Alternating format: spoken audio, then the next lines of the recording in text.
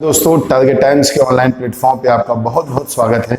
आज का टॉपिक है अभिप्रेरणा, मोटिवेशन। बड़ा इंपॉर्टेंट टॉपिक है, बड़ा इंटरेस्टिंग टॉपिक है। इस टॉपिक में हम लोग मोटिवेशन का मतलब समझेंगे, मोटिवेशन की डिफिनीशन समझेंगे, इसके प्रकार समझेंगे, मोटिवेशन में मेन जो 4 तत्व होते हैं इनके विषय की बात करेंगे, और मोटिवेशन से संबंधित प्रमुख सिद्धांत जो हैं, जो थ्योरीज दी गई हैं अलग अलग मनोवैज्ञानिकों द्वारा, वो समझेंगे। तो सबसे पहले बात करते हैं अभिप्रेरणा की। अभिप्रेरणा और प्रेरणा दोनों शब्द अलग अलग है। प्रेरणा शब्द जो होता है उसका अर्थ बड़ा संकुचित लगाया जाता है, नैरो माइंडेड, और उसी शब्द को जब हम व्यापक रूप से देखते हैं तो उसको बोलते हैं अभिप्रेरणा। इस शब्द का मतलब अभी हम बाद में बात करेंगे, पहले देखते हैं इस शब्द की उत्पत्ति कहां हुई। इस शब्द की उत्पत्ति इंग्लिश भाषा है, इंग्लिश के एक शब्द मोटिवेशन से हो रही है, और मोटिवेशन शब्द जो है ये लैटिन भाषा के एक शब्द से बना हुआ है। लैटिन भाषा का शब्द है मोटेम। कहीं कहीं पर हालांकि जो हमारी एनसीईआरटी है वो ये कहती है कि मोटिवेशन जो कि इंग्लिश का वर्ड है ये लैटिन भाषा की मूवर शब्द से बना है। भैया ये दोनों ही बातें सही हैं, आप कहीं से कंफ्यूज ना होइएगा। मोटिवेशन जो है वो मोटेम से भी बना है, मूवर से भी बना है, और दोनों का ही मतलब एक ही होता है, to move. To move, to move का मतलब क्या भैया? गति करना। दोनों का एक ही मतलब है, क्या करना भैया? गति करना। अभी प्रेरणा होती क्या है, अब इसका मतलब समझो। इसका पहले हम लोग अपनी भाषा में अर्थ समझते हैं। अभी प्रेरणा क्या होता है? जैसे मान लीजिए हमें या आपको टीचर बनना है, टीचर बनना है। अब आपको टीचर बनना है तो आप क्या करेंगे? टीचर बनने के लिए आवश्यक क्वालिटी क्या है? टीटी।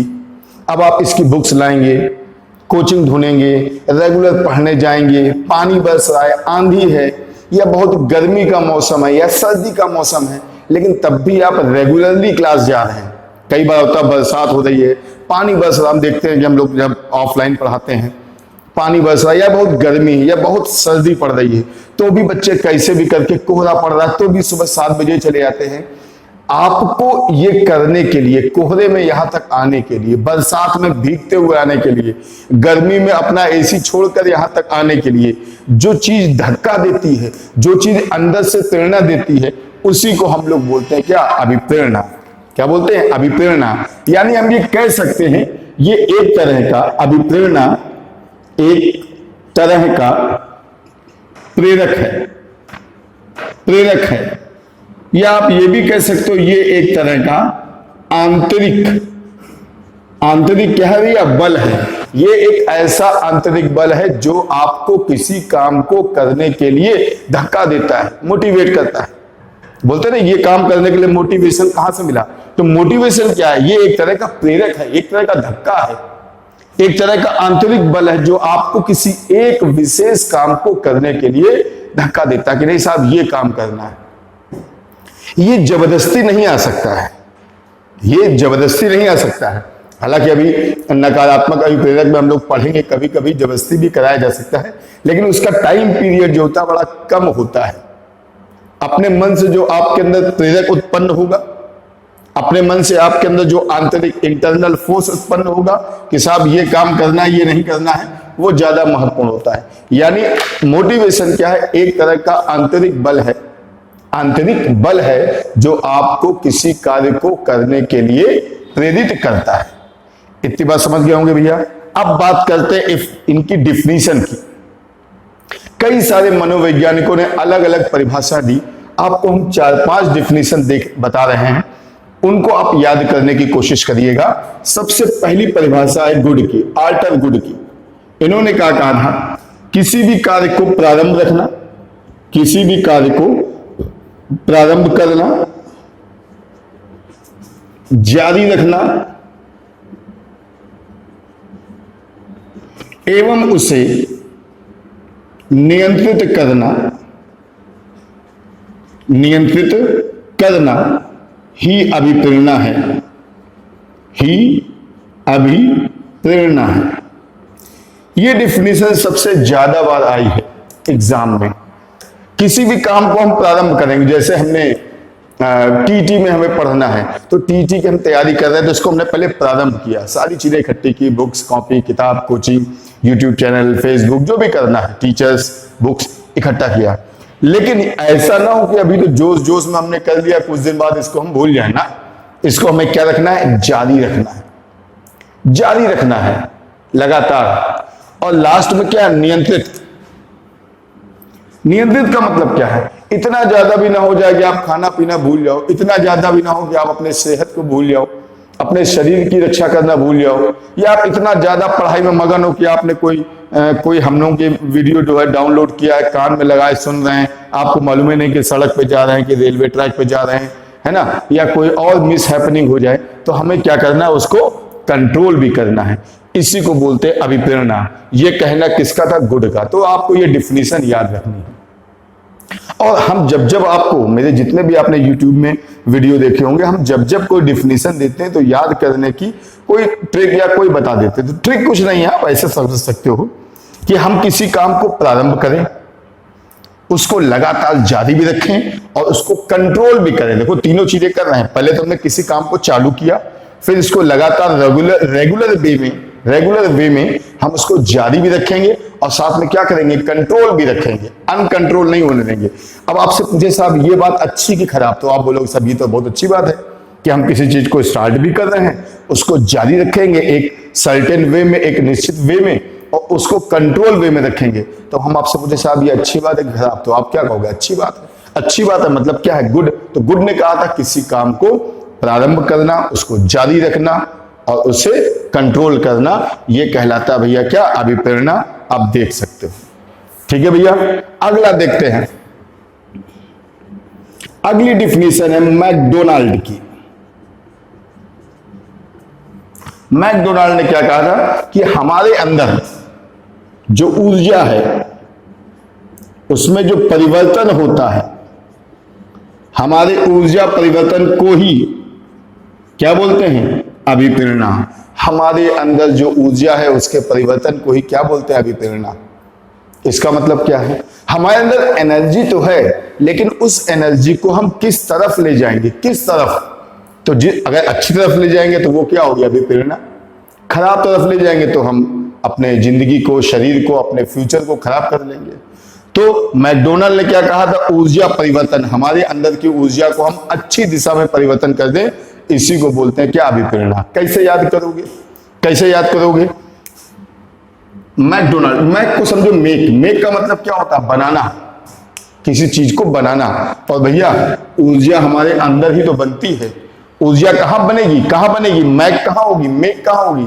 हमारे अंदर बनेगी, तो हमारे शरीर में बनेगी। तो ऊर्जा कहां बनती है? बनती है। बनती का मतलब मेक। तो मेक से क्या याद आ जाएगा? मैक। तो मैकडोनाल्ड का कहना क्या था भैया कि ऊर्जा परिवर्तन को ही बोलते हैं क्या? हमारा अभिप्रेरणा। चलिए आगे देखते हैं। एक और है सही, crow and crow. Crow and crow, इन्होंने कहा था रुचि को ही अभिप्रेरणा कहते हैं। यानी अभिप्रेरणा वो है जिसमें हमें रुचि होती है। अभिप्रेरणा वो है जिसमें हमें क्या होती है? रुचि। अब इसको कैसे याद करेंगे भैया? जब जब हम एक नाम पढ़ते हैं क्रो एंड क्रो, तो हमारे अंदर इंटरेस्ट जागता है कि साहब ये एक आदमी है कि दो हैं। ऐसा नाम तो हमने पहली बार सुना, crow and crow. Crow and crow, एक तो एंड लगा हुआ मतलब दो आदमी हैं, दोनों के नाम एक जैसे हैं, दोनों के नाम कौवे पे हैं। तो हमारे अंदर क्या होती है? एक रुचि बढ़ती है। साहब ये है कौन? एक आदमी है कि दो आदमी हैं? ये क्या सिस्टम है इनका? तो क्रो एंड क्रो से हमारे अंदर रुचि जागती है। तो भैया यहां पे क्या हो गया? रुचि। एक और है भैया क्रिच एंड क्रिच। क्रिच एंड क्रिच, ये कहते हैं क्यों?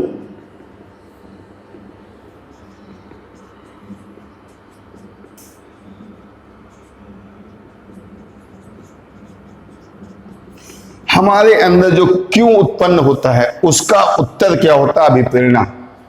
कभी कभी होता है कि आखिर किसी बच्चे को देख के हमें लगता है कि यार ये बच्चा देखो कितनी मेहनत करता है, आखिर ये इतनी मेहनत क्यों कर रहा है? क्या चाहता है ये? तो इतनी मेहनत क्यों कर रहा है? या ये आदमी देखते हैं, जो लोग आपने देखा होगा आजकल फिटनेस का बड़ा वो चला है, जो कई लोग देखते हैं फिटनेस में बहुत ज्यादा लगे रहते हैं।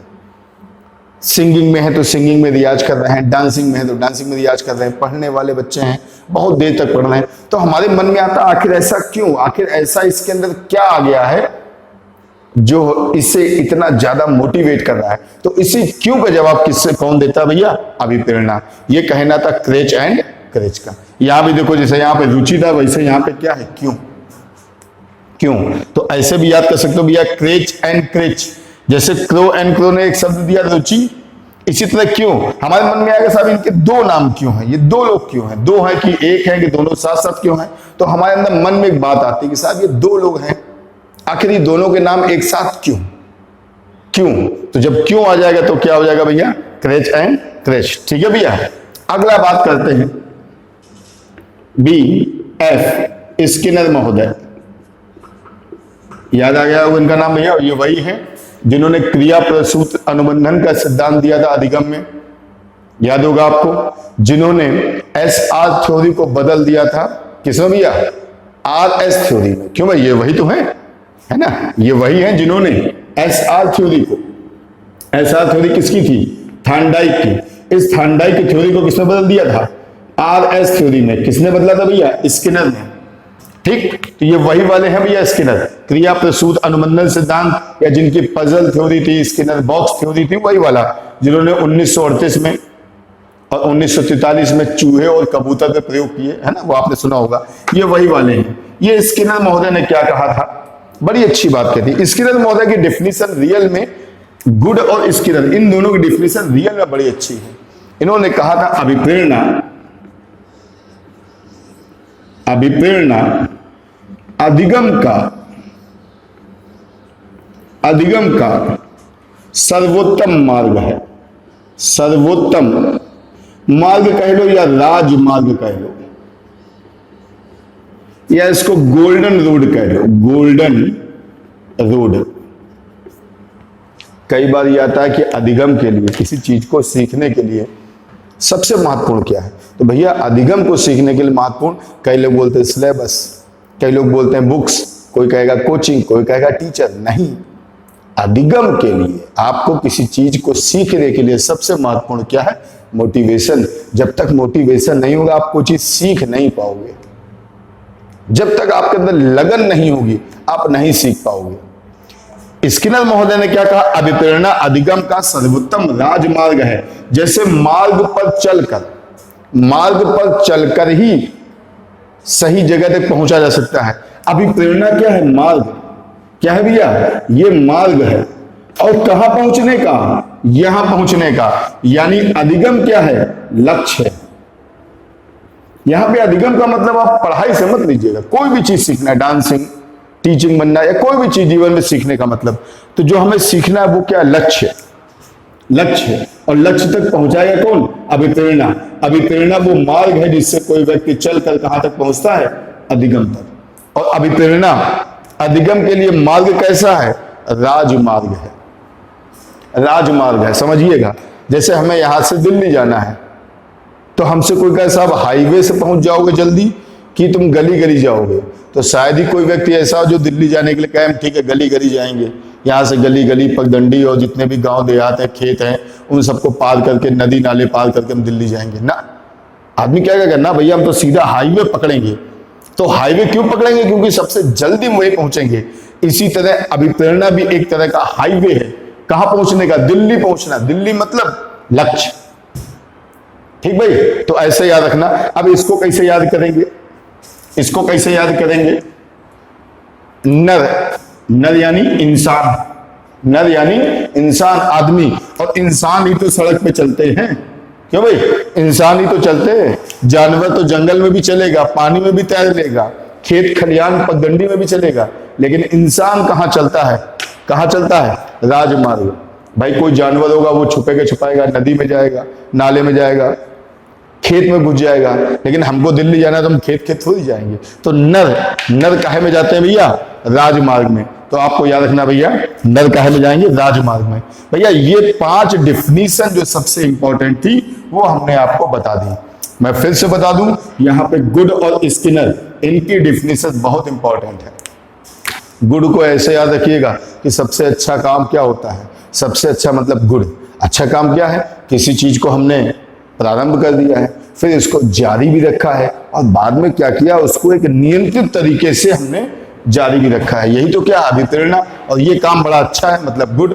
और स्किनर महोदय क्या कह रहे हैं कि अधिगम तक पहुंचने के लिए जो मोटिवेशन है वो सबसे अच्छा मार्ग है, राजमार्ग है, गोल्डन रोड है,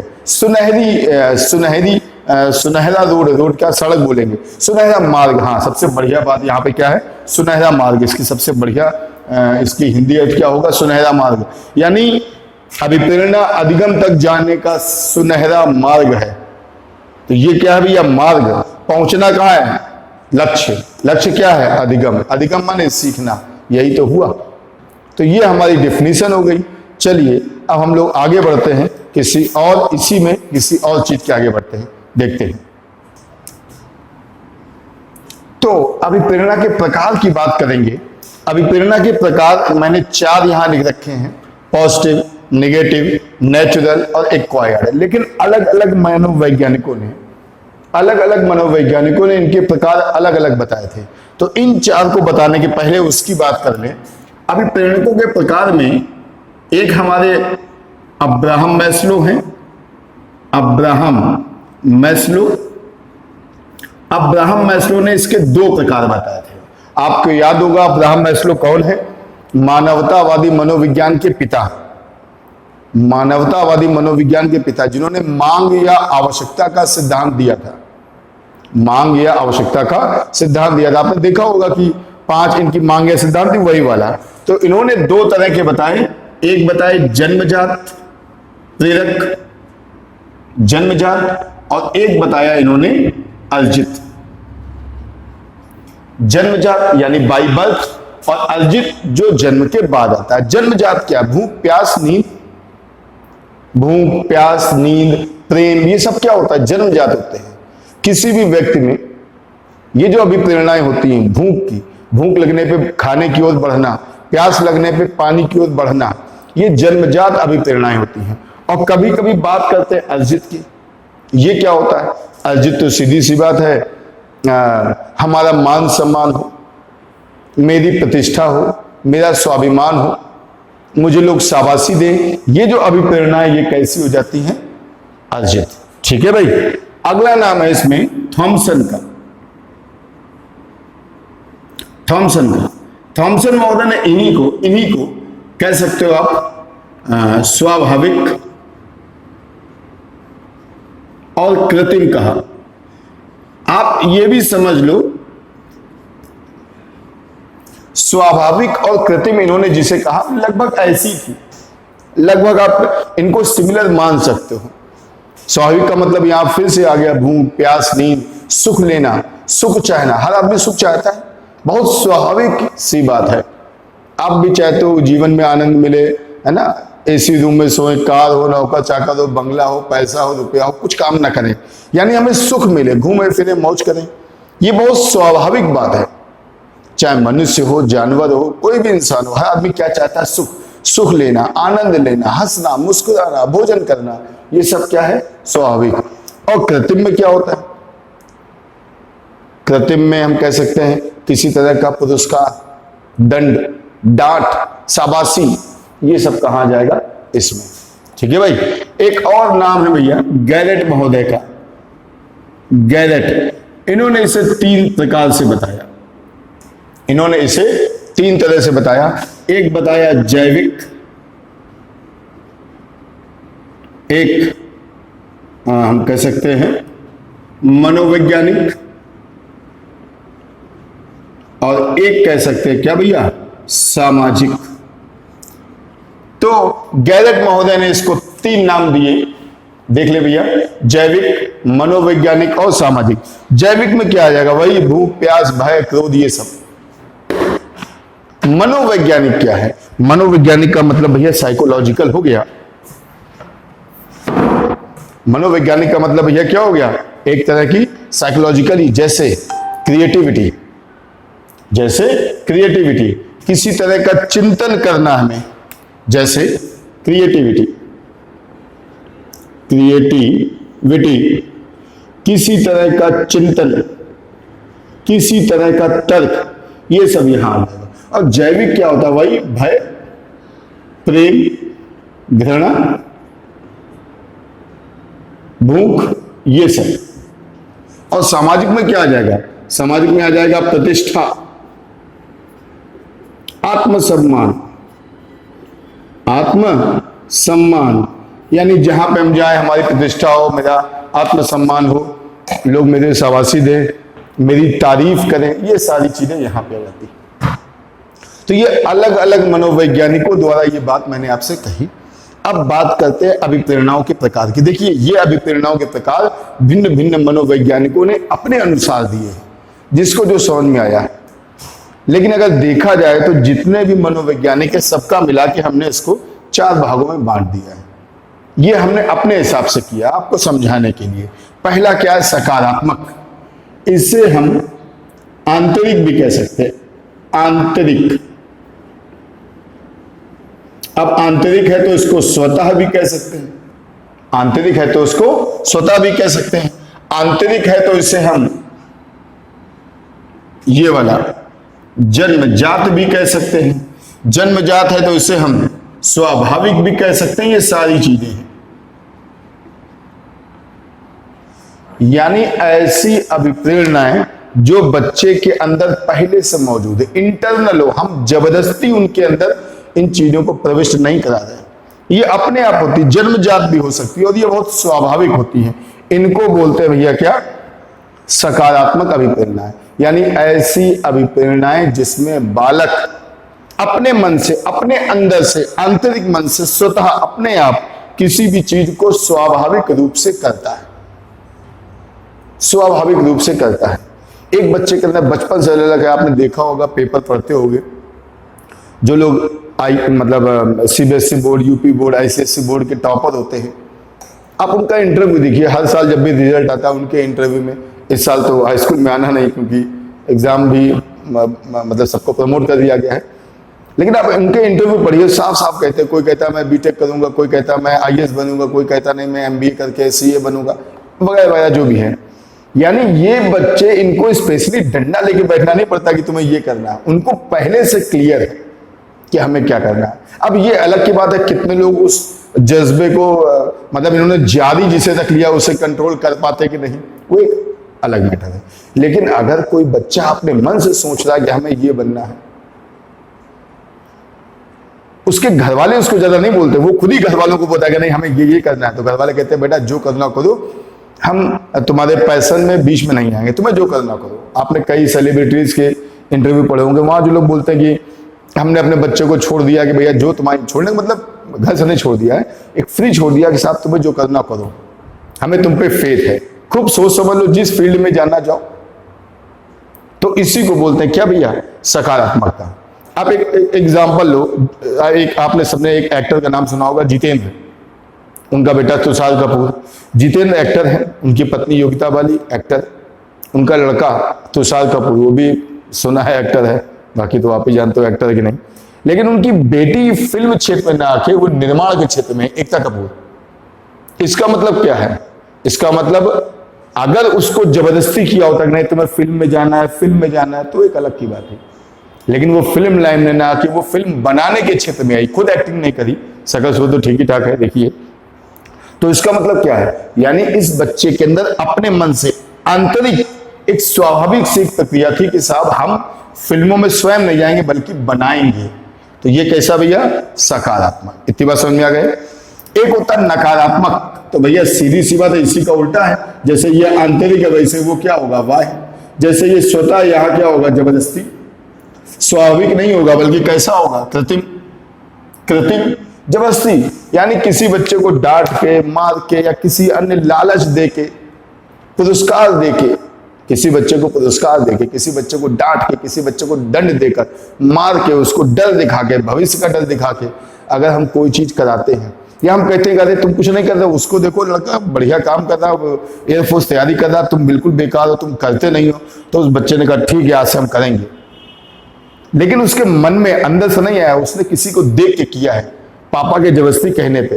तो ऐसे बच्चे हो सकता है अभी प्रेरणा को जारी ना रख सके, प्रारंभ तो कर देंगे, कॉपी किताब ले आएंगे, एडमिशन ले लेंगे, नई कॉपी रजिस्टर भी आ गया, पेन भी आ गया, 2-4 दिन पढ़ेंगे भी, लेकिन शायद उसको उस वे में जारी नहीं रख पाएंगे, कुछ दिनों बाद उसको भूल जाएंगे।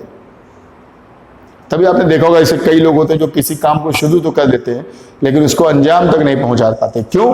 क्योंकि वो आंतरिक रूप से अभी प्रेरित नहीं है, बल्कि उनको किसी ने कहा है, डांटा है, मारा है, या पुरस्कार दिया, या दंड का भय दिखाया, भविष्य का भय दिखाया है, जबरदस्ती करा, तो ये क्या होता है? नकारात्मक।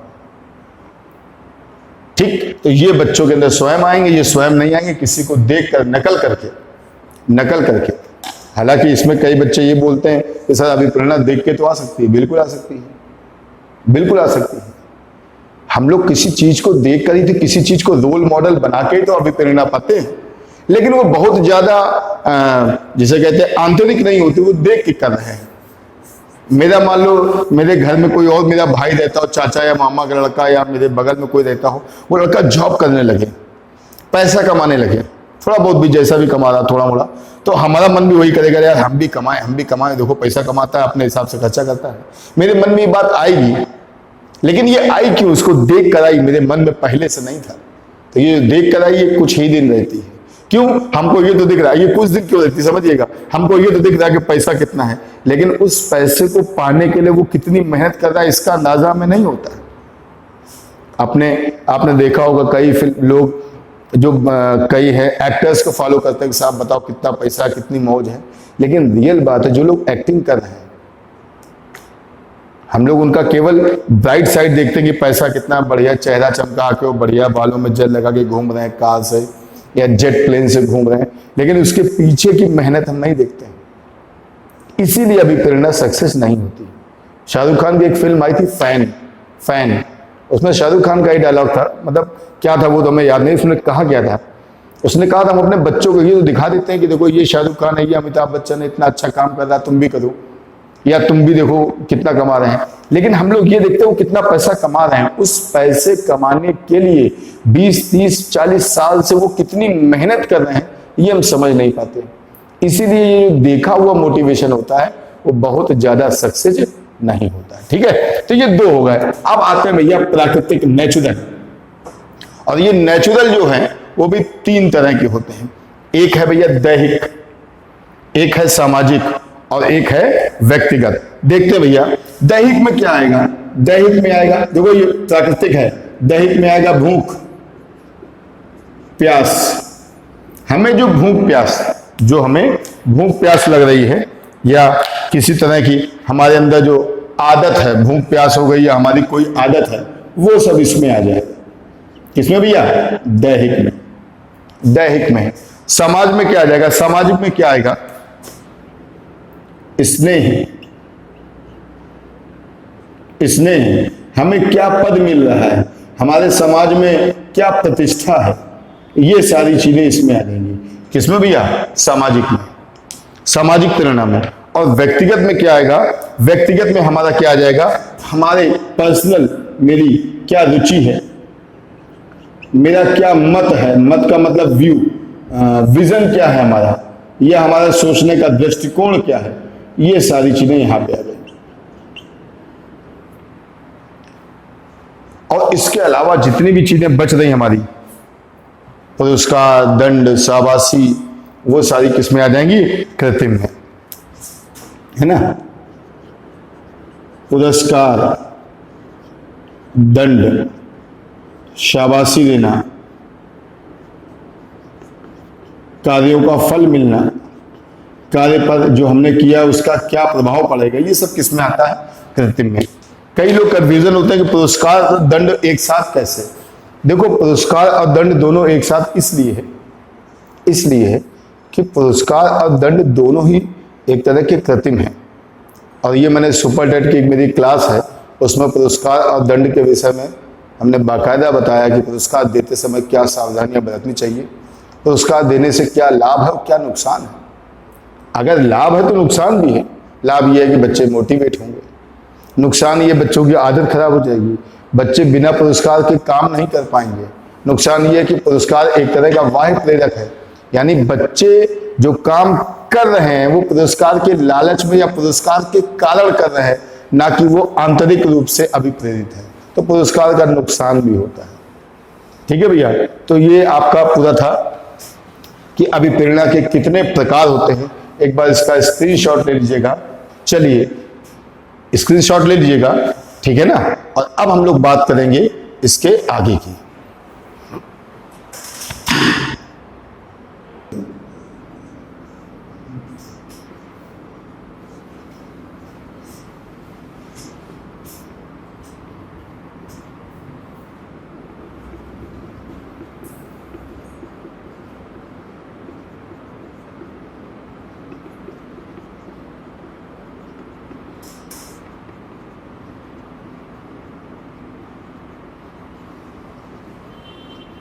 चलिए देखते हैं, अभिप्रेरणाओं की विशेषताओं की बात करेंगे।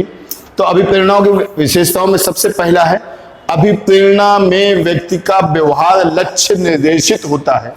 लक्ष्य निर्देशित होता है भैया, इसका मतलब समझना, लक्ष्य निर्देशित होता है, क्या मतलब क्या है? जैसे आपका लक्ष्य क्या है? आपका लक्ष्य है टीचर बनना। हम बार बार यही एग्जांपल देते क्योंकि आप लोग उसी के हो। आपका क्या भी है? टीचर बनना।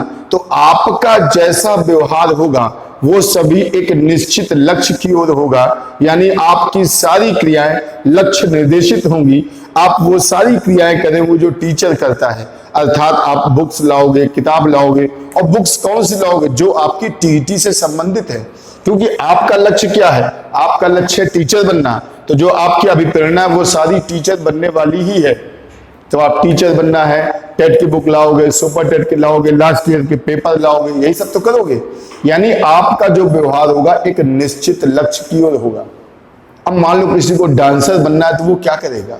डांस के वीडियो डाउनलोड करेगा, देखेगा, स्टेप करेगा, और जो डांस के बड़े बड़े आइकन है उन्होंने क्या किया, उनकी स्टोरी पढ़ता है, यही सब तो होता है। तो अभिप्रेरणा में क्या होता है? आप जिस लक्ष्य की ओर बढ़ रहे हो आपका व्यवहार वैसा ही होगा। पहला वाला हो गया। अभिप्रेरित व्यक्ति में निरंतरता होती है। भैया निरंतरता का मतलब क्या है? आपसे किसी ने कहा कि भाई वैकेंसी आने वाली सुपर टेट की या सहायक अध्यापक की 1 लाख, तो आपने कहा ठीक है हम भी तैयारी करेंगे। आपने तैयारी करी, लेकिन कुछ दिन वाला बैठ गया, अरे छोड़ो यार पता नहीं वैकेंसी आए ना आए, लॉकडाउन खत्म हो ना हो, ये है वो है, अब बैठ गए। लेकिन कुछ ऐसे भी होंगे जो कहेंगे कभी ना कभी तो लॉकडाउन खुलेगा, जब खुलेगा तब एग्जाम होगा, लेकिन हम पढ़ना नहीं छोड़ेंगे। तो याद करिए गुड की डिफिनेशन क्या थी? गुड ने क्या कहा था कि किसी कार्य को प्रारंभ करना, ये अभी प्रेरणा नहीं है। कार्य को प्रारंभ करने के बाद उसे जारी रखना, और जारी रखने को ही क्या बोलते हैं? निरंतरता होना। आपने कोई काम चालू किया, चालू कर दिया भाई, लेकिन कुछ दिनों बाद क्या हुआ? आपने कोई काम चालू किया और कुछ दिनों बाद आप करते करते थक गए, छोड़ो हटाओ यार, फिर आपने कहा चलो हम जब एग्जाम आएगा तब करेंगे, तो आपका ये काम ऐसे हो गया। लेकिन कुछ ऐसे होंगे जो लगातार उसी काम को करते रहेंगे, नियंत्रित करेंगे, तो इसी को बोलते हैं क्या? निरंतरता है। यानी हम लगातार वो काम करेंगे, और आप लगातार साल 6 महीने किसी चीज की तैयारी करने, हम जो पढ़ाते हैं इतने साल पढ़ाते हो गए, हमने एक चीज का अनुभव किया, जो लोग बहुत ज्यादा पढ़ते हैं, एक दिन में कहो 10 घंटे 12 घंटे पढ़े, 6 घंटे 7 घंटे मान लो, शायद सफल हो ना सफल हो, कोई बड़ी बात नहीं, सफल भी होंगे, कुछ लोग असफल भी हो जाते हैं। असफल भी हो सकते हैं, बाल झड़ भी सकते हैं, चेहरा मोदा डाउन हो जाएगा, कई चीजें हो सकती हैं। लेकिन जो लोग कम मेहनत कर रहे हैं लेकिन पर डे रेगुलर इतना इतना इतना इतना करते रहते हैं ना, वो सक्सेस होते हैं। हम लोग ऑफलाइन पढ़ाते हैं, वहां कई ऐसे बच्चों को देखा कि जो रेगुलर पढ़ते रहे, साल 1.5 साल 2 साल थोड़ा थोड़ा पढ़ा, लेकिन वो रेगुलर पढ़ते पढ़ते एक समय ऐसा हो गया कि उनके पास 5-5 6-6 जगह की कॉल लेटर आ गया। अब वो चूज नहीं कर पा रहे ये नौकरी करें कि ये करें। इसी को बोलते हैं क्या? निरंतरता। यानी आप देखिए, आप ऐसे मेहनत ना करें कि आपने भयंकर मेहनत करी ना, बिल्कुल नहीं। आप मेहनत कैसी करें? हम करेंगे थोड़ी थोड़ी, लेकिन रोज करेंगे, और कम से कम उतनी तो करेंगे जितनी कल की थी, उससे आगे बढ़ा लेते तो अलग की बात है। यानी जो रेगुलर थोड़ी थोड़ी मेहनत भी करता है ना, जिसे बोलते हैं ना बूंद बूंद से घड़ा भरता है, बस वही हाल है। और जो एक दिन में पता लगा पहले 2 महीने खूब पढ़ाई की, अगले 2 महीने थोड़ी कम, फिर और कम, फिर हो गया, जब एग्जाम आएगा तब देखा जाएगा, वो लोग पास नहीं हो पाते हैं। जो लोग रेगुलर वे में पढ़ रहे हैं, तो वही लिखा भैया निरंतरता।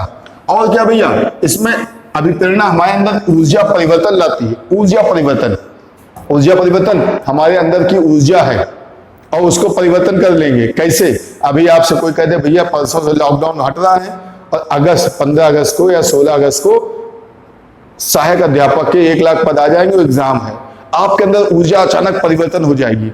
आप सारा ये सब हटा दोगे, जो भी आप कहना आलस है, आप बहुत मेहनत से पढ़ने लगोगे। इसी को बोलते हैं क्या? ऊर्जा परिवर्तन।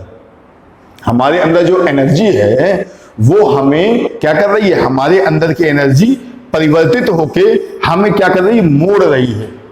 और मोड़ रही किसकी ओर? लक्ष्य की ओर। यही काम तो किसका भी है? अभिप्रेरणा का।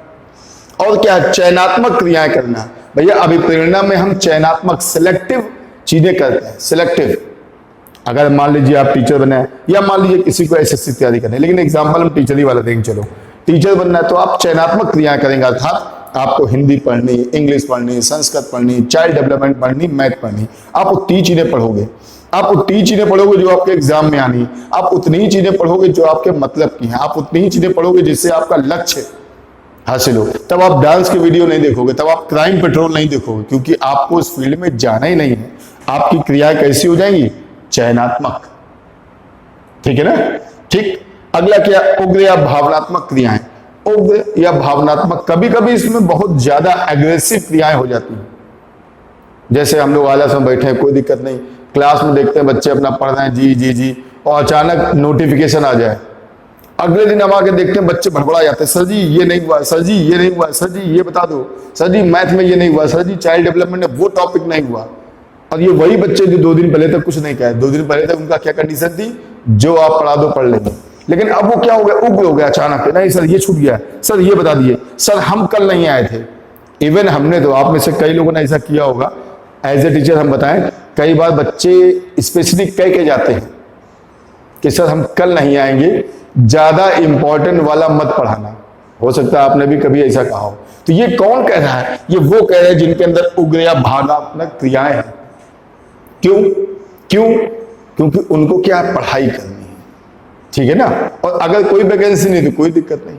अब ये आप देखिएगा अपने से, जब आप ऑफलाइन क्लासेस में जाएंगे पढ़ने और अचानक पेपर में आप पढ़ ले या दिन में आ जाए न्यूज में कि भैया नोटिफिकेशन कल से आ रहा है, 1 महीने बाद एग्जाम है, तो आप देखिएगा आपका जो एक्शन होता है, आपकी जो भावनाएं होती हैं वो बदल जाती हैं।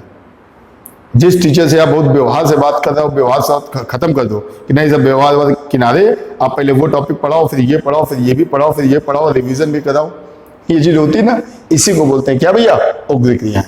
ये जन्मजात आंतरिक होता है, इसके विषय में तो कई बार बता चुके हैं कि ये जन्मजात है, आंतरिक है।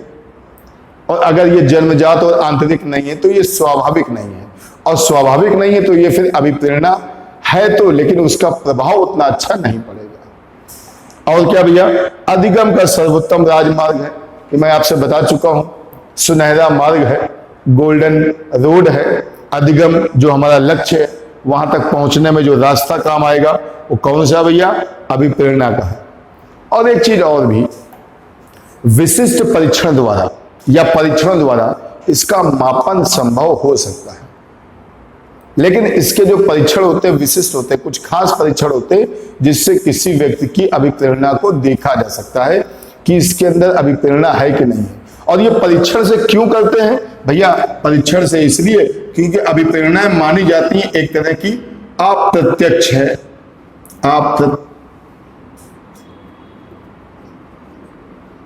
यानी एक तरह की ये क्या होती है भैया? इनडायरेक्ट होती है अभिप्रेरणाएं। इसीलिए चूंकि ये सामने दिखाई नहीं पड़ रही, इसीलिए इसका परीक्षण किया जाएगा, लेकिन वो कुछ स्पेसिफिक परीक्षण होते हैं, हर आदमी इसके परीक्षण को कर नहीं पाएगा।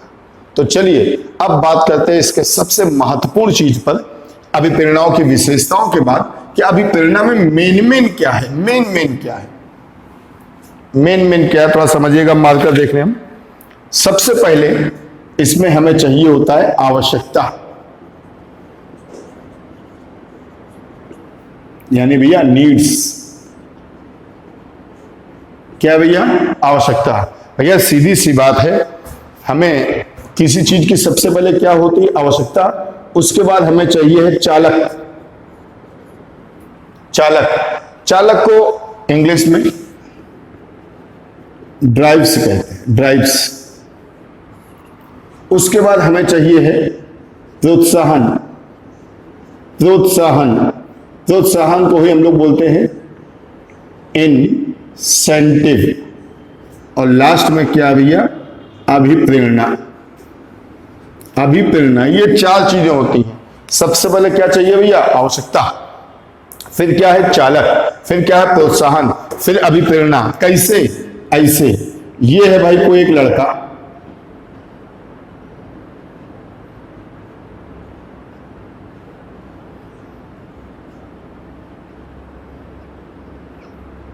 ठीक, इसको क्या लगी है, इसको भूख लगी है। क्या लगी है, भूख लगी है। और भूख लगने के बाद इसे क्या, इसे एक ऐसी छोटी सी प्लेट में, इस तरह से प्लेट में, बाउल में इसे रसगुल्ले रखे दिख रहे हैं, खूब सारे रसगुल्ले दिख रहे हैं। अब ये क्या भैया, इसे क्या लगी, भूख। और ये भूख कैसे मिटेगी, इन रसगुल्लों से, इन भोजन से। तो सबसे पहले उसे क्या चाहिए, आवश्यकता है। आवश्यकता किस चीज की है भैया, आवश्यकता उसे किसकी, भोजन की। आवश्यकता किसकी, उसे भोजन की। उसकी आवश्यकता क्या है, भोजन, भोजन, भोजन। अब आप समझिएगा ड्राइव्स क्या होते हैं, ड्राइव क्या होते हैं, ड्राइव से नहीं लेकिन इसको ड्राइव लिख दें। ड्राइव क्या होता है, ड्राइव माने होता है चालक। क्या होता है भैया, चालक। इसी को अंतर्नोद बोलते हैं।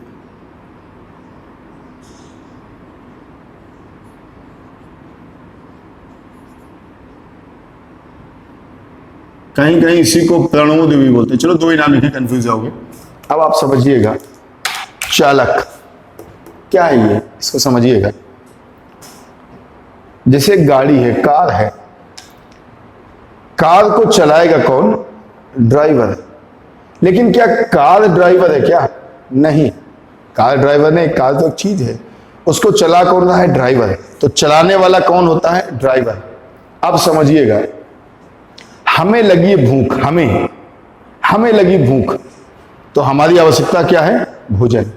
और इस भूख के लिए हम करेंगे क्या, हमसे कहा साहब वो खाना रखा है, अब हम यहां से वहां तक जाएंगे, तो हम चल के जाएंगे, तो हम ड्राइवर हो गए। लेकिन क्यों गए, भोजन की वजह से, भूख की वजह से। अगर ये भोजन वहां रखा ना होता तो वहां तक जाते नहीं, हम वहां तक जाते नहीं। तो कह सकते हो हमें लगी थी जो भूख, हमें आवश्यकता किसकी थी, भोजन की। हमें लगी थी क्या भैया, भूख। भूख हमारे लिए क्या काम करेगा, चालक। अरे भैया भूख हमारे लिए चालक का काम करेगा। कई बार लोग कहते हैं भूख चालक का काम कैसे करेगा। अच्छा समझो, तुम कानपुर से यहां से 200 किलोमीटर 300 किलोमीटर दूर लखीमपुर खीरी नौकरी करने जाओ, तो तुम चल के गए, ड्राइवर हुए। क्यों गए, नौकरी के लिए। क्यों, भोजन के लिए। क्यों, पैसे के लिए। हम जो तुमको काम कर रहे हैं, हम तुमको पढ़ा रहे हैं, घर से यहां तक आए, किस लिए आए, पैसे के लिए या कमाने के लिए। तो सीधी सी बात है, वो जो हमें भोजन तक ले जाए या जिसकी वजह से हम भोजन तक जाएं, वो क्या भैया, हमारा ड्राइव। अगर हमें भूख न लगती हो, मेरे परिवार में किसी को भूख न लगती हो, तो हमें कमाने की जरूरत नहीं है। और कमाने की जरूरत नहीं तो हम कहीं जाएंगे नहीं, तो हम चालक कैसे हुए। आप भी कहीं जाते हो, आप भी जो तैयारी कर रहे हो, ये किस लिए, इसलिए कि आप नौकरी करोगे। नौकरी करोगे तो पैसा आएगा, पैसा आएगा तो सबसे पहला काम क्या करोगे। अब ऐसा तो नहीं तुम कह दो पैसा आएगा हम लैपटॉप ले लेंगे, गाड़ी ले लेंगे ना। सबसे पहले पेट भरोगे अपना, अपने परिवार का। तो ये भूख है जो हमें एक जगह से दूसरी जगह ले जा रही है। तो भूख काम किसका कर रही है, ड्राइवर का। और जो हमें यहां मिल रहा है क्या, रसगुल्ला, ये हमारे लिए क्या है, इंसेंटिव। और जब हम ये कर लेंगे तब हमें क्या होगी भैया, अभिप्रेरणा मिलेगी। तो ये 4 चीजें मेन होती हैं। सबसे पहले आवश्यकता। क्वेश्चन ये ऐसे आता है कि अभिप्रेरणा में कौन शामिल नहीं है, और यहाँ पे अभिप्रेरणा नहीं होता है। ऑप्शन होता है आवश्यकता, चालक, प्रोत्साहन, और एक ऑप्शन दे देगा पुनर्बलन। क्या दे देगा, पुनर्बलन, या कोई भी हो। अभी 2020 में ही जो 8 जनवरी को एग्जाम हुआ यूपी टेट, उसमें पूछा गया था कि अभिप्रेरणा में कौन शामिल नहीं है, आवश्यकता, चालक, प्रोत्साहन, और चौथा दे दिया पुनर्बलन। तो आपको याद रखना 3 है, आवश्यकता, चालक, प्रोत्साहन, और चौथा हमारा क्या है, अभिप्रेरणा। ठीक भाई। तो भूख क्या होता है, चालक होती है। भूख की वजह से हम एक स्थान से दूसरे स्थान तक जाते हैं। भूख की वजह से आदमी यहां से नहीं सऊदीया या कहीं विदेश में कमाने चला जाता है। भूख से ही आदमी कानपुर से या यूपी बिहार से लोग दिल्ली नौकरी करने जाते हैं, भूख की वजह से जा रहे हैं, मतलब भूख हमें ले जा रही है। तो भूख क्या है? ड्राइवर है। भूख क्या है? ड्राइवर, जो हमें हमें हमें वहां तक ले जा रही है। ठीक भाई, चलिए अब हम आवश्यकता के कुछ प्रमुख सिद्धांतों पर चर्चा कर लेते हैं। चलिए आवश्यकता के कुछ अभिप्रेरणा के कुछ प्रमुख सिद्धांतों पर चर्चा करते हैं।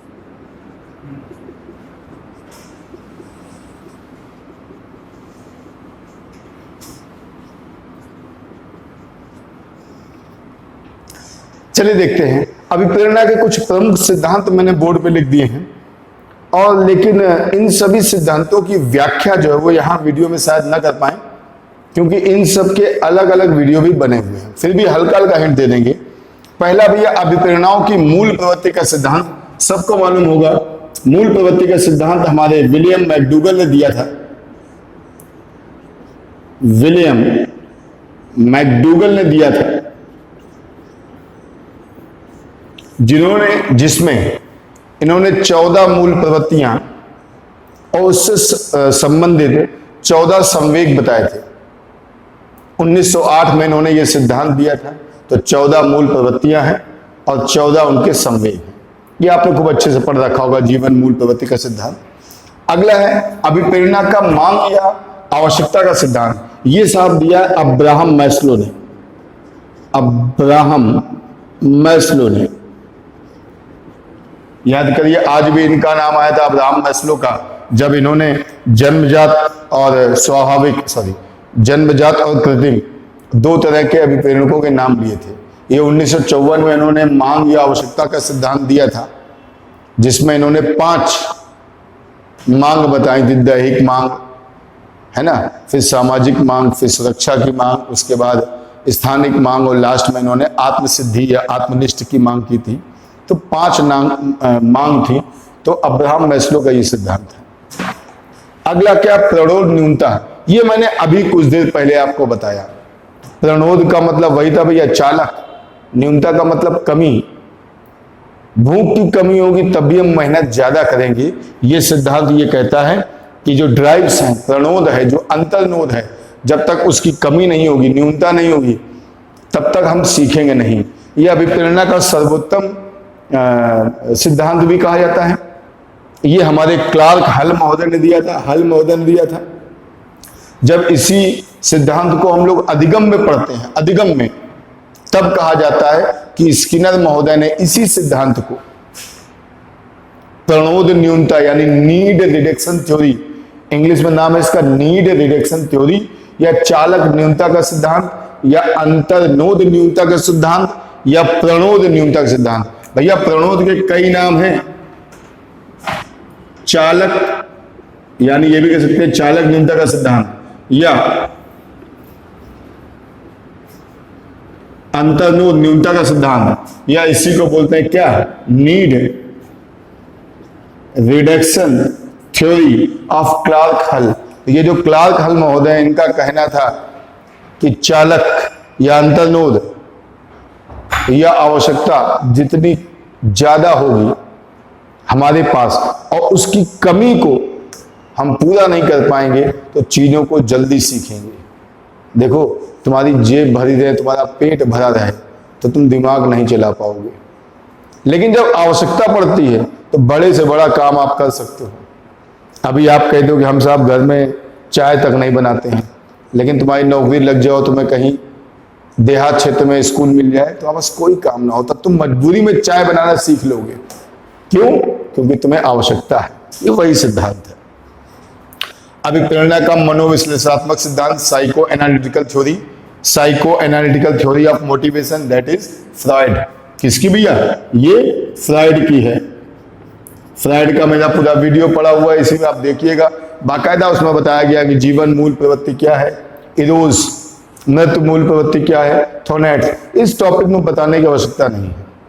आप समझिएगा, जब किसी टॉपिक में उसके सिद्धांत आ जाते हैं तो अधिकतर हम नहीं बताते हैं। वैसे तो बताना चाहिए, लेकिन हम बताते इसलिए नहीं कि आप जिस ऐप पे ये देख रहे हो उस ऐप में स्पेशली वो सिद्धांत का पूरा टॉपिक ही पड़ा हुआ है, तो उसको हम दोबारा क्यों बताएं। टॉपिक के अंदर कोई सिद्धांत बताएंगे तो 5-6 मिनट में उसको समेटा जाएगा, क्योंकि भैया 6 सिद्धांत हैं। अगर सब में हमने 15-15 मिनट दे दिए तो 1.5 घंटे का तो यही हो गया। तो आप देखोगे कैसे? तो हमने स्पेशली इनका जो वीडियो बनाया इसका या इसका, उन सब में आधे आधे घंटे बाकायदा एक्सप्लेन किया है। ठीक है। और क्या भैया, अभिप्रेरणा का क्षेत्र सिद्धांत ये कर्ट लेविन का है या कुर्ट लेविन का है? आप जानते हैं कुर्ट लेविन या मैक्स या नहीं और मैक्स वर्दिमर या हमारे कोहलर महोदय है ना। ये सारे कौन है भैया? ये है हमारे गेस्टाल्टवादी, जर्मनी के सारे हैं। ठीक। और क्या अभिप्रेरणा का प्रत्याशा सिद्धांत ये दिया है विक्टर ब्रूम ने। तो ये हमारे कुल मिलाकर 6 सिद्धांत हो गए। तो बच्चों, आज के वीडियो में हमने सबसे पहले अभिप्रेरणा का मतलब समझा, किस अंग्रेजी भाषा से बना है, लैटिन से मोटेम और मोटेम से मूवर्स, ये पढ़ा। फिर Good, Guilford, Krech and Krech और स्किनर महोदय की हमने डेफिनेशन पढ़ी। उसके बाद इसके प्रकार पढ़े, थांडाई कह रहा हूँ, मैस्लो के अनुसार, गैरेट के अनुसार, ठीक है ना, और अब्राहम मैस्लो और गैरेट के अनुसार, इनका वो थॉमसन के अनुसार पढ़ा वर्गीकरण। फिर हमने सामान्य वर्गीकरण किया जिसमें हमने सकारात्मक, नकारात्मक, पर्सनल और अर्जित की बात करी। फिर अभिप्रेरणाओं की कुछ 6-7 विशेषताएं बता दी और अभिप्रेरणा के सारे सिद्धांत बता दिए। जो वीडियो कैसा लगा, ये वीडियो आप लोग कमेंट्स में हमें करके बताइएगा, लाइक करिएगा, शेयर करिएगा। अपनी बात अगर आपके मन में कोई हो, किसी प्रश्न का जवाब हो, तो हमारे कमेंट सेक्शन में आके पूछ सकते हैं। चलिए, आज के लिए इतना ही, मिलते हैं अगले वीडियो में। तब तक के लिए जय हिंद, जय भारत।